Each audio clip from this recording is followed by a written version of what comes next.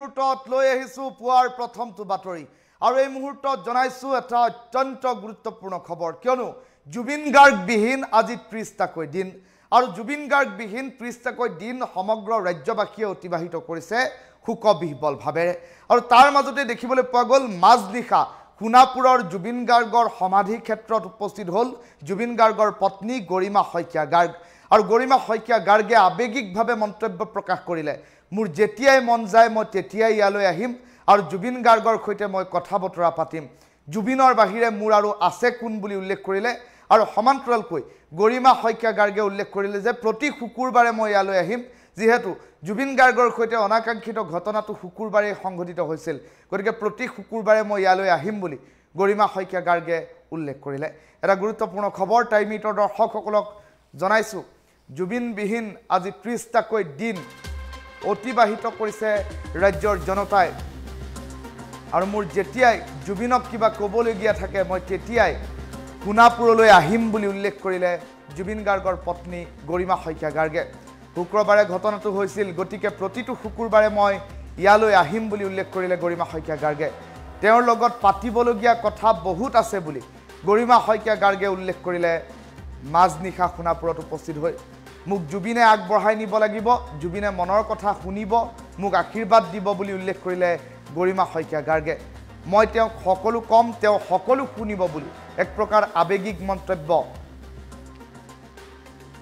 জুবিন পত্নী গৰিমা শইকীয়া গাৰ্গৰ সমাধিস্থলীৰ দৰে সমগ্ৰ অসম মহামিলনৰ ভূমি হওক বৰ অসম গঢ়াৰ বাবে জুবিনে সপোন দেখিছিল আৰু সেই সপোন এতিয়া বাস্তৱত ৰূপায়িত কৰাৰ দায়িত্ব অসমীয়া ৰাইজৰ আৰু আমি সকলোৱে মিলি সেইখন বৰ অসম গঢ়িব লাগিব বুলিও এক প্ৰকাৰ উল্লেখ কৰিলে জুবিন পত্নী গৰিমা শইকীয়া গাৰ্গে সোণাপুৰত জুবিন গাৰ্গৰ সমাধিস্থলীত মাজনিশা উপস্থিত হ'ল গৰিমা শইকীয়া গাৰ্গ আৰু প্ৰিয়জনৰ শয়নস্থলীত ধূপ চাকি জ্বলাই সেৱা জ্বলালে গৰিমা শইকীয়া গাৰ্গে মাজনিশা সমাধিস্থলীত গৰিমা শইকীয়া গাৰ্গৰ হিয়া ভঙা কান্দোন দৃশ্যাংশ আছে টাইমিটৰ দৰ্শকসকলক এই মুহূৰ্তত দৃশ্যাংশ দেখুৱাবলৈ চেষ্টা কৰিম এক্সক্লুসিভ দৃশ্যাংশ নিশাৰ ভাগৰ এক্সক্লুসিভ এই মুহূৰ্তত দৃশ্যাংশ আমি দেখুৱাবলৈ চেষ্টা কৰিছোঁ নিশাৰ ভাগতো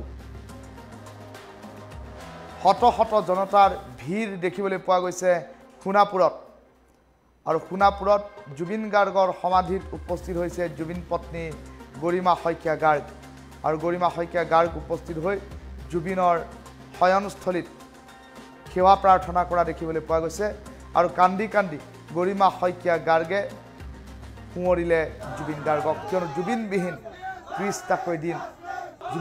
30টাকৈ দিন অতিবাহিত কৰিছে ৰাজ্যবাসীয়ে আৰু তাৰ মাজতে দেখিবলৈ পোৱা গৈছে এতিয়া জুবিনৰ সমাধিত প্ৰতি শুকুৰবাৰে উপস্থিত হ'ম বুলি উল্লেখ কৰিলে জুবিন পত্নী গৰিমা শইকীয়া গাৰ্গে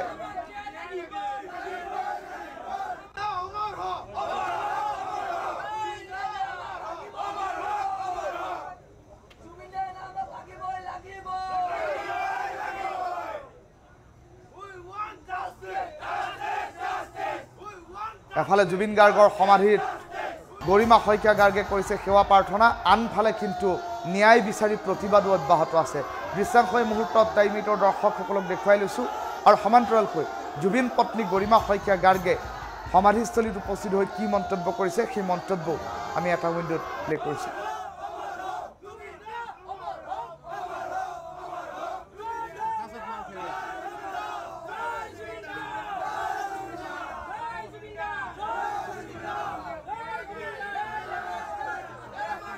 শুক্ৰবাৰে যিহেতু ঘটনাটো ঘটিছিলে অভাৱনীয় ঘটনাটো গতিকে যোৱা শুক্ৰবাৰেও আহিছিলোঁ আজিও আহিছোঁ আৰু মোৰ যেতিয়াই কিবা ক'বলগীয়া থাকে তেওঁৰ লগত মোৰ আলোচনা কৰিবলগীয়া থাকে মই সদায় কাৰণ মোকতো সদায় তেওঁৱে আগবঢ়াই নিব লাগিব গতিকে মোৰ প্ৰাৰ্থনা মোৰ সকলো কথা মোৰ মনৰ কথা মোৰ শক্তিৰ কাৰণে মোৰ সাহসৰ কাৰণে প্ৰতিটো কথাৰ কাৰণে মই তেওঁৰ ওচৰলৈকেতো আহিব লাগিব গতিকে মই আহি থাকিম তেওঁৰ লগত মোৰ পাতিবলগীয়া বহুত কথা থাকে গতিকে তেওঁক ইয়াতে আহি কম শুনিব মই জানো তেওঁ সেইখিনি সাহস আৰু শক্তি দি মোক আগুৱাই লৈ যাব প্ৰাৰ্থনা সদায় যাতে সকলোৱে তেখেতৰ প্ৰতি প্ৰাৰ্থনা ৰাখে মোৰ প্ৰতি আশীৰ্বাদ ৰাখে আৰু যিমানবোৰ কৰণীয় আছে বা তেওঁ হয়তো আমাৰ সকলোৰে ওপৰত এটা বিশ্বাস ৰাখি তেওঁ নিজৰখিনি কৰ্তব্যখিনি কৰিলে। এতিয়া বাকীখিনি আমাৰ ওপৰত তেওঁ এনে এৰা নাই। তেওঁৰ বিশ্বাস আছে অসমীয়া ৰাইজৰ ওপৰত, নতুন প্ৰজন্মৰ ওপৰত বা তেওঁক ভাল পোৱা প্ৰতিজনৰ ওপৰত। তেওঁ জানে যে সেইখিনি দায়িত্ব আমাৰ হাতত অৰ্পণ কৰি থৈ গৈছে। আমি সকলোৱে একেলগে হাতত ধৰি সেইখিনি কৰি যাব লাগিব। আৰু যেনেকে এই জুবিন ক্ষেত্ৰখন পুণ্যভূমি হৈ পৰিছে, এতিয়া মহামিলনৰ ভূমি হৈ পৰিছে, গোটেই অসমখন তেওঁৰ সপোনৰ বৰ অসমখন। মই বাৰে বাৰে সেইটোৱে প্ৰাৰ্থনা কৰোঁ যে তেওঁৰ সপোনৰ বৰ অসমখন যাতে আমি গঢ়িব পাৰোঁ। এতিয়া সকলো বিশ্বাস, সকলো আস্থাৰে তেওঁ আমাৰ হাতত সেইখিনি দায়িত্ব অৰ্পণ কৰিছে। গতিকে সেইখন বৰ অসম আমি উপহাৰ দিয়াটোৱে আটাইতকৈ জুবিনৰ কাৰণে মই ভাবোঁ সেয়াই ডাঙৰ উপহাৰ হ'ব, আৰু সেয়াই জুবিনৰ সপোনৰ অসমখন হ'ব। গতিকে আমি একেলগে ওলাই আহিম, সকলো একেলগে কাম কৰিম, সকলো ভাল পোৱা তেওঁৰ যিমানখিনি আদৰ্শ আছিলে বা তেওঁ যিমানখিনি সমাজৰ কাৰণে, আমাৰ জাতিটোৰ কাৰণে, সংস্কৃতিৰ কাৰণে সকলো কৰিব বিচাৰিছিলে, সেই সকলোবোৰ কাম আমি একেলগে কৰিম। এতিয়া সেইখিনিয়ে মই ৰাইজৰ পৰা সদায় সহযোগিতা, আশীৰ্বাদ আৰু সহায় বিচাৰোঁ। আৰু মই জানো আপোনালোক সদায় একেলগ হৈ থাকিব, আৰু আমি এইবোৰ কাম আমি একেলগে কৰি যাব পাৰিম। শুক্ৰবাৰে যিহেতু ঘটনাটো ঘটিছিলে, অভাৱনীয় ঘটনাটো, গতিকে যোৱা শুক্ৰবাৰেও আহিছিলোঁ, আজিও আহিছোঁ। আৰু মোৰ যেতিয়াই কিবা ক'বলগীয়া থাকে, তেওঁৰ লগত মোৰ আলোচনা কৰিবলগীয়া থাকে, মই সদায়, কাৰণ মোকতো সদায় তেওঁৱে আগবঢ়াই নিব লাগিব। গতিকে মোৰ প্ৰাৰ্থনা, মোৰ সকলো কথা, মোৰ মনৰ কথা, মোৰ শক্তিৰ কাৰণে, মোৰ সাহসৰ কাৰণে, প্ৰতিটো কথাৰ কাৰণে মই তেওঁৰ ওচৰলৈকেতো আহিব লাগিব। গতিকে মই আহি থাকিম। তেওঁৰ লগত মোৰ পাতিবলগীয়া বহুত কথা থাকে। গতিকে তেওঁক ইয়াতে আহি কম, শুনিব। মই জানো তেওঁ সেইখিনি সাহস আৰু শক্তি দি মোক আগুৱাই লৈ যাব। প্ৰাৰ্থনা সদায় যাতে সকলোৱে তেখেতৰ প্ৰতি প্ৰাৰ্থনা ৰাখে, মোৰ প্ৰতি আশীৰ্বাদ ৰাখে, আৰু যিমানবোৰ কৰণীয় আছে বা তেওঁ হয়তো আমাৰ সকলোৰে ওপৰত এটা বিশ্বাস ৰাখি তেওঁ নিজৰখিনি কৰ্তব্যখিনি কৰিলে। এতিয়া বাকীখিনি আমাৰ ওপৰত তেওঁ এনে এৰা নাই। তেওঁৰ বিশ্বাস আছে অসমীয়া ৰাইজৰ ওপৰত, নতুন প্ৰজন্মৰ ওপৰত বা তেওঁক ভাল পোৱা প্ৰতিজনৰ ওপৰত। তেওঁ জানে যে সেইখিনি দায়িত্ব আমাৰ হাতত অৰ্পণ কৰি থৈ গৈছে। আমি সকলোৱে একেলগে হাতত ধৰি সেইখিনি কৰি যাব লাগিব।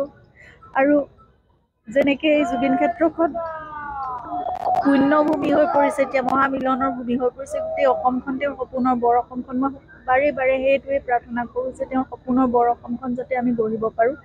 এতিয়া সকলো বিশ্বাস, সকলো আস্থাৰে তেওঁ আমাৰ হাতত সেইখিনি দায়িত্ব অৰ্পণ কৰিছে। গতিকে সেইখন বৰ অসম আমি উপহাৰ দিয়াটোৱে আটাইতকৈ জুবিনৰ কাৰণে মই ভাবোঁ সেয়াই ডাঙৰ উপহাৰ হ'ব, আৰু সেয়াই জুবিনৰ সপোনৰ অসমখন হ'ব। গতিকে